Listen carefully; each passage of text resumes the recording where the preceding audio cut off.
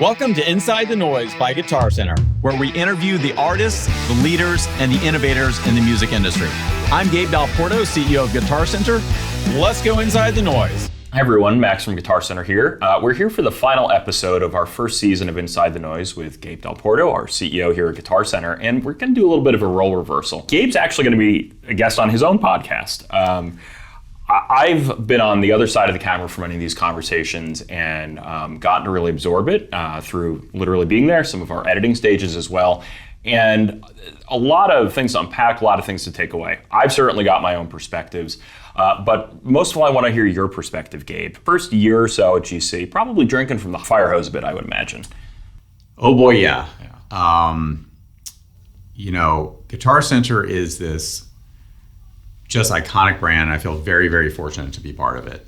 Over the years, we had just lost our way a little bit, and our customers were kind of frustrated with us. And that first several months, I was just out talking to customers and listening. And what do you want Guitarcenter to be? What made us amazing? What do we got to do to be amazing again?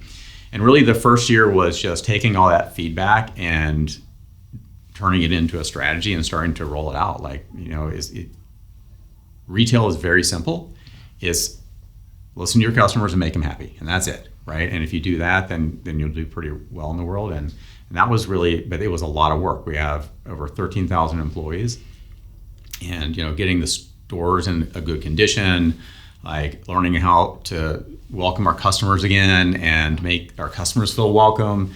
Rebuilding that product knowledge in our sales force, getting the right product in the stores. Our assortment had really become super beginner focused, and we needed to kind of up level that again. So that was the first year, and that was an incredible amount of work and a lot of learning for me too, right? Because I don't come from the retail world. I'm a musician, but I don't come from retail. And by and large, there was just a lot of really positive feedback. We went from 9 quarters of shrinking sales to growing sales again. So customers voting with their pocketbooks. Our traffic had been declining for over a decade and started to increase again. And people started spending more time in the stores and started playing more and having fun again. And it was not easy, but it was really, really rewarding.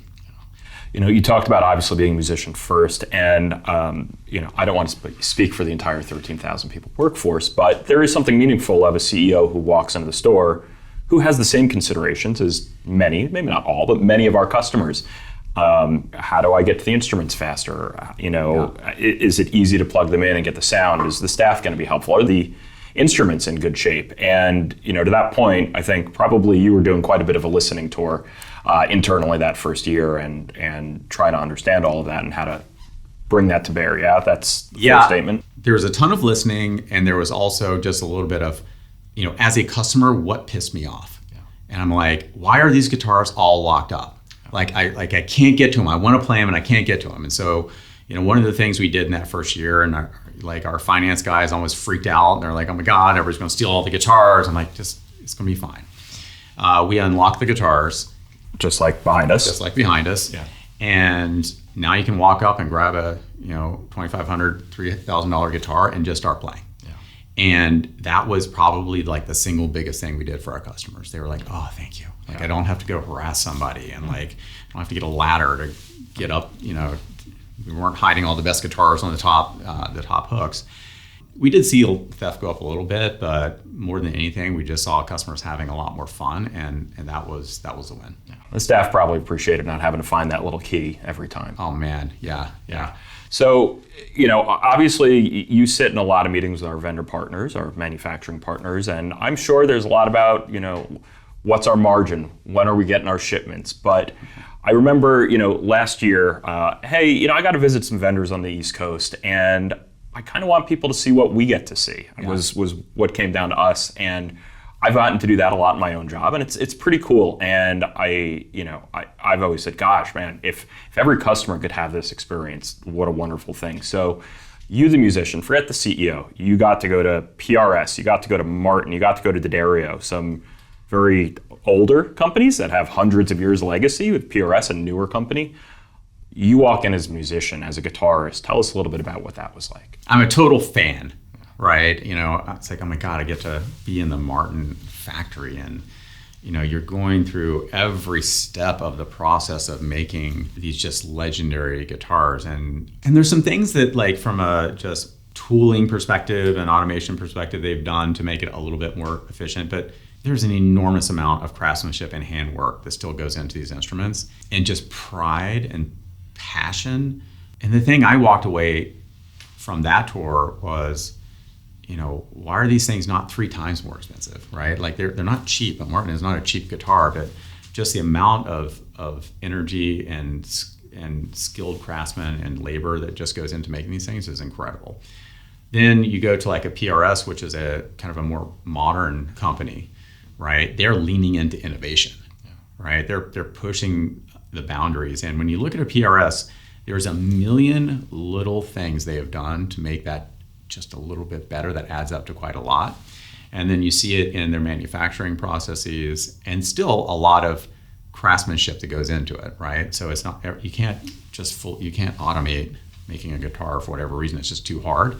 But they have done a lot to make it more efficient. And so I love the fact they're just pushing the boundaries of innovation. And then like a D'Addario, like those guys live and breathe just continuous improvement every day, getting a little bit better. They build their own machines, and the history of the family goes back hundreds of years, right? So they've been making strings since like sheep guts.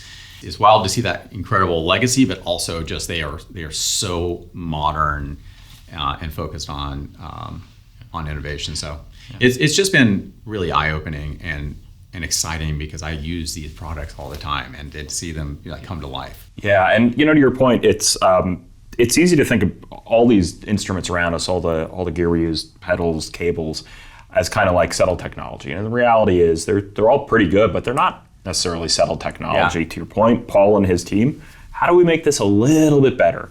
Upper fret access, weight, balance, stuff like that. How do we get the pickup sounding a little bit better? There's this great scene, even just speaking like wood selection, with you and Paul looking at the wood and hearing the harmonic properties, seeing, kind of, Paul sprays them and you kind of see the figuring. It was really, really quite interesting. You're a PRS player yourself, I think. I'm a PRS player. Among others. But, but there's not a bigger guitar nerd in the world than Paul Reed-Smith. Yeah. He is so deep down every little detail. And then he surrounds himself with people just like him who are so deep in every little detail, and they care about all the details. He was so excited to me, like, probably not allowed to say exactly what, but like he had found some material in Indonesia that, sounded just like this component on like a vintage 59 Les Paul that they owned. And he's like, oh my God, like we can finally recreate that sound. And he'd been looking all over the world for it. And it's just like that level of just ridiculous obsession, like that's what it takes to make something amazing. Getting to talk to these leaders, they all talked about moments of, I don't know necessarily self-doubt, but some challenges, in their business. What jumped out to you as far as their perspective, their leadership style, how they dealt with that adversity? The thing is, like, business is really hard, and starting a business is ridiculously hard. And virtually every company that has ever been started has had their life or death experience at some point in their journey.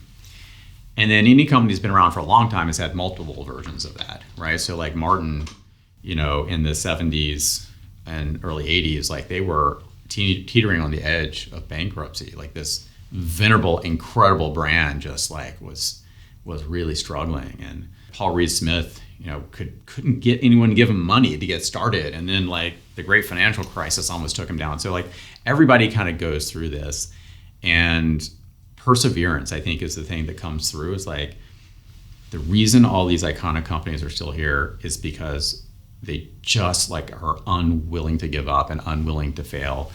And we look at them as like, oh my God, Martin, they must be billionaires. They're not, right? They're like working really hard just to make their businesses work every day, and they got to keep pushing every day to get just a little bit better, so we keep loving their products. Yeah, I remember the interview with Chris Martin. Yeah. I'm going to paraphrase, sorry Chris if I get it a little bit wrong, but he said, it took him a while to get there, but eventually he said, why am I trying to drive through this brick wall instead of driving around it? And there was only, I think to that point, like the music scene was very, very different. They can't change, the tides of music. It was disco in the 70s. It was hair metal. It was, the acoustic guitar had fallen out of favor. But like, how do we get around that? What can we control ourselves? Yeah. I couldn't think of more different personalities than Paul, Jim and John, Thomas, Chris, and really interesting just hearing their insights and perspectives in that regard, I think. Yeah, I mean, all of them. But I think the thing that kind of, even though they're very different personalities, like they're all super earnest, genuine people. Yeah. I would like go have a beer with all of them, right? Like I really like them.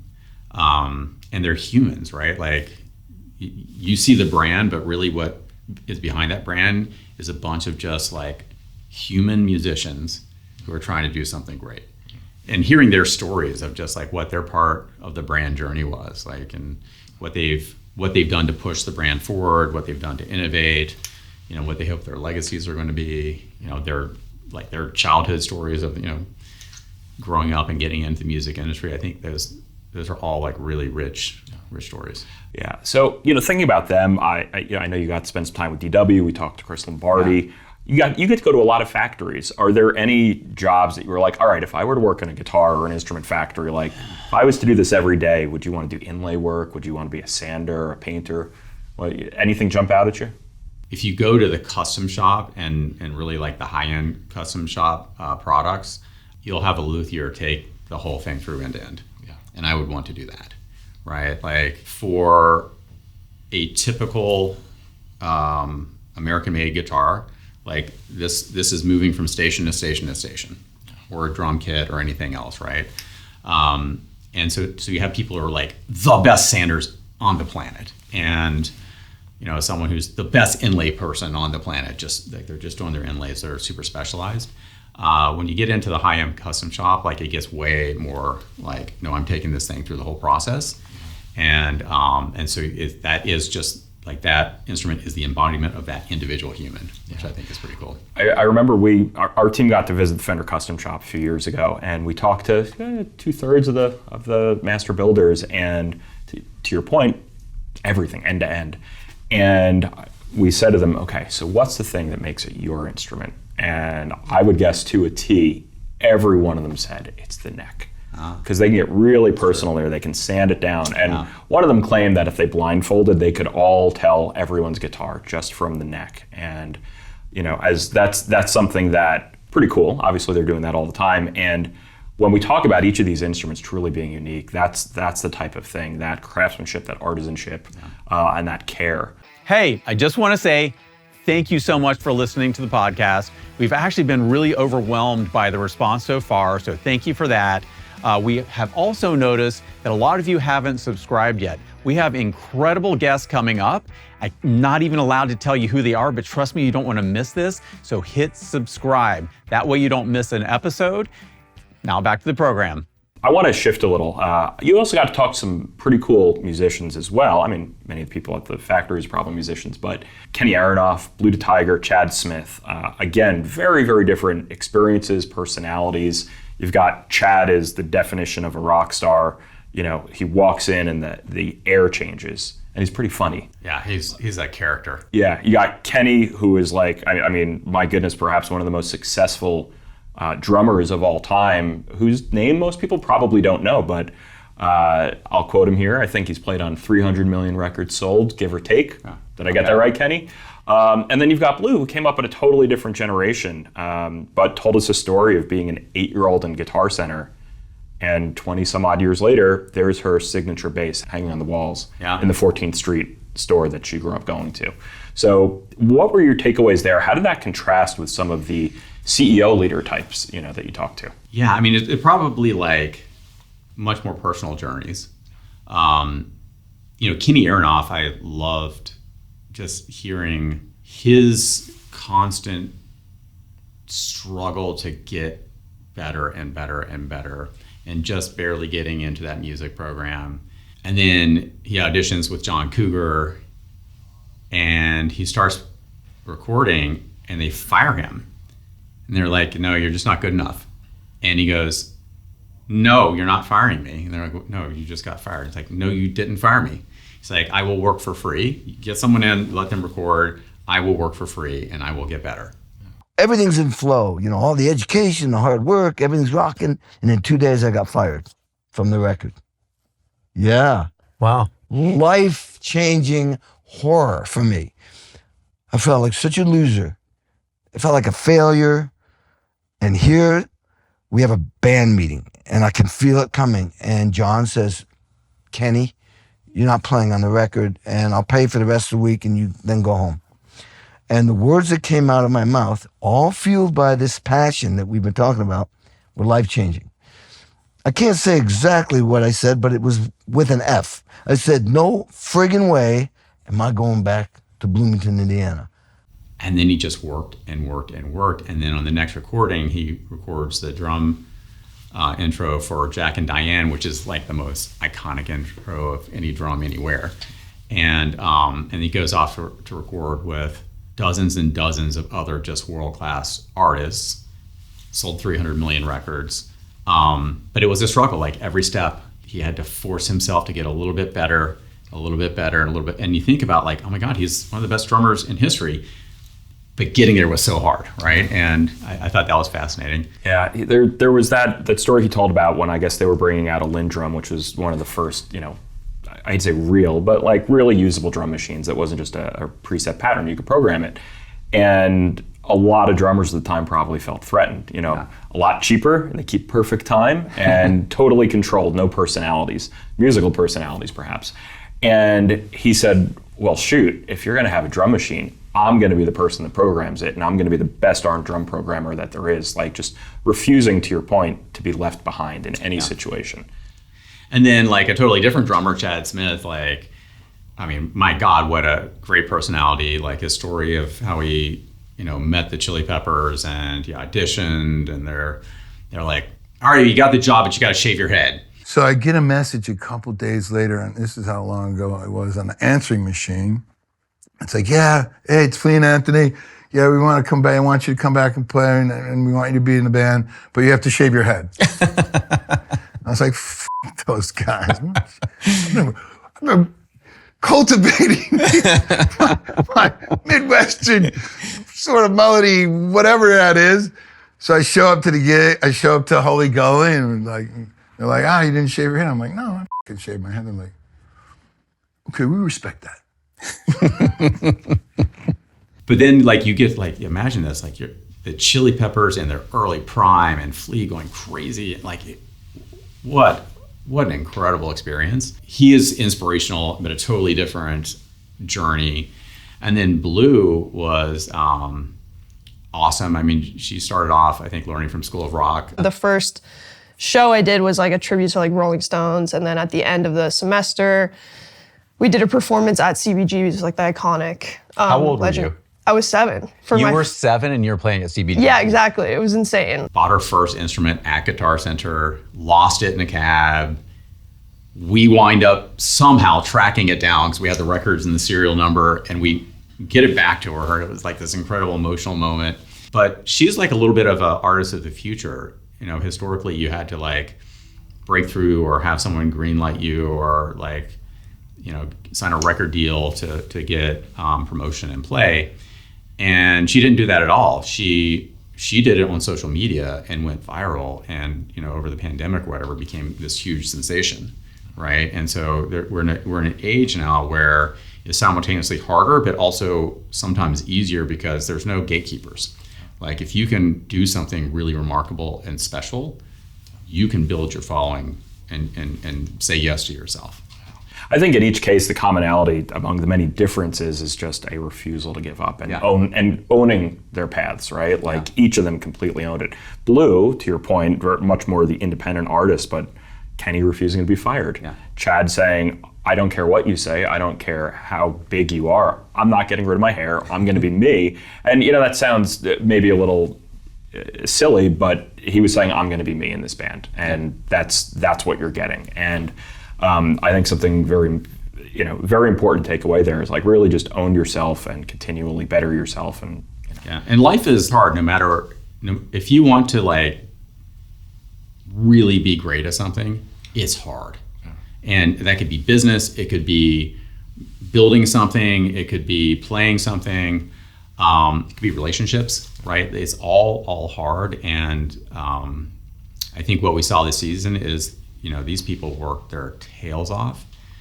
They refused to give up, and they were able to create something remarkable. Yeah, there were.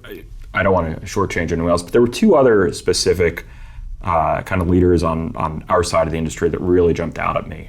Dave Kalt, Chicago Music Exchange, and Reverb, specifically founding Reverb, and Marcus Ryle, who you spoke to as well. Yeah. Two really, disruptive individuals that changed music and the music industry, the musical instrument industry, I should say, certainly as we know it. What were your takeaways when talking to them? Well, they're both like real innovators and disruptors. And Marcus Ryle invented multi-track recording for the home studio, right? The modern era, yeah. For the modern era, and affordable multi-track recording, invented the pod, and continues to evolve and innovate today. So, he's building products. He's innovating on the product front, and just has done this over an entire career. And many of the iconic products we have today are because of him. Started Line 6. I mean, my God, like, wow. David Kalt is like an entrepreneur's entrepreneur. Like he has founded companies in the travel space, in the music space, and now he's founded a company in the books space and in the online brokerage space. Right. And you even talked about well before either of you was in this industry. You were 20 years ago. You were you were like, I was kind of impressed with what you guys were doing. Completely, because I was working E-Trade, he's working in Options Express. I'm like, man, these guys came out of nowhere and they have this incredible platform. What do they do? Like, that was him. And really what it came down to is just like, he was kind of going through life and kind of had things he was really interested and passionate about, and then was frustrated by it. And he's like, well, I could just be frustrated, or I could create a business to actually solve this. So many people have amazing ideas. Every idea that's been done, other people have had that idea, except for one person actually did it, right? And David Kalt is the type of person where if there's something there and it's really bothering him and it's a big problem, he's not just going to sit there and talk about it, he's going to do it. And he's done it, and he's been successful at all of it, right? And I kind of joked at the end, I wasn't joking, I was kind of hoping, I'm like, man, whatever you're starting next, I want to be an investor, because this guy disrupts industries. And Marcus kind of like disrupts product. So both of them are kind of similar, just slightly different focuses. Yeah. I know this is probably the $1 million question, so I apologize in advance. That was a lot. You got to hear so many different perspectives from people that have been, deep in this industry for 20, 30, 40, 50, in many cases their whole lifetime. What has that changed your perspective as far as the musicians' needs, the community, how we can support each other? Even maybe some of our competitors. How do we make for a better musicians community? Yeah, I mean, I think one is just an appreciation for this isn't just a guitar sitting on the wall. Like there's a million things that go into making these magnificent instruments. Making sure that our associates understand that nuance and can tell that story with our customers, right? So when you're picking up an instrument, it's really understanding the nuance and the depth of what goes into it. So I think lesson one is there's a lot to learn, and we gotta work to make sure our associates are students of instruments, so they can tell that story with our customers. The other is like everybody struggles, and musicians struggle, right? It's hard to make a living as a musician, and I think we want to be the glue in that community. Like we want people feeling comfortable coming to Guitar Center, knowing us as humans, not just as people working at a store, comfortable hanging out, meeting other people, playing, and you don't have to buy it today. Like just come in, have a good time, be part of the community. Like eventually they'll buy something, that's fine. So I think just like telling the story of the instruments and making sure there's a welcoming community in our stores where people, musicians feel really comfortable being. And I think there's also an opportunity for us, something we should lean into, to get the instrument manufacturers out into our stores more often so they can help tell that story, their own brand stories there. There's some pretty darn good stories. Yeah. I mean, to your point, the D'Addario family, hundreds of years ago. Yeah.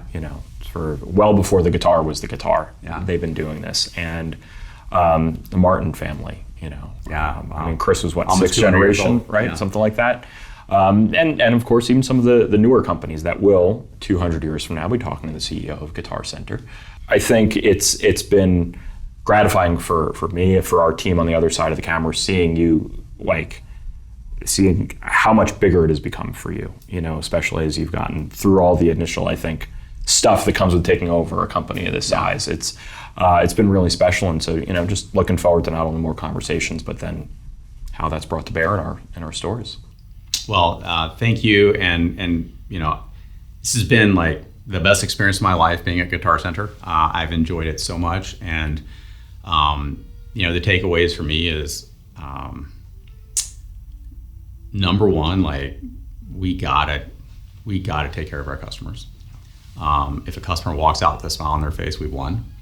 Number two, I am surrounded every day by the most passionate musicians in the world, which is Guitarcenter employees.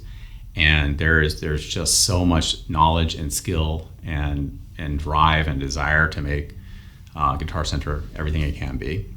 And I'm a kid in a candy store. I get to I get to see guitars and play guitars all day, and I get to go visit our vendors, and I get to learn, and I think that is just so exciting. There's worse ways to get paid. Yeah, there's way worse ways to get paid. Yeah. So it's been a great experience for me, but I think we are barely halfway done in terms of what we need to deliver for our customers, and I think we just got to stay humble, stay hungry, and just do right by the customer. Nice. Okay. Well, Gabe, thank you so much for your time. Thank you. I think one of us is supposed to tell people to smash the subscribe button, so do if you haven't. Definitely subscribe. Definitely, yes. Season 2 is coming up. And we already have several episodes in the bag, and you're not going to want to miss this. So make sure you subscribe. Make sure you come back for season 2. We got lots more coming, and it's not going to stop.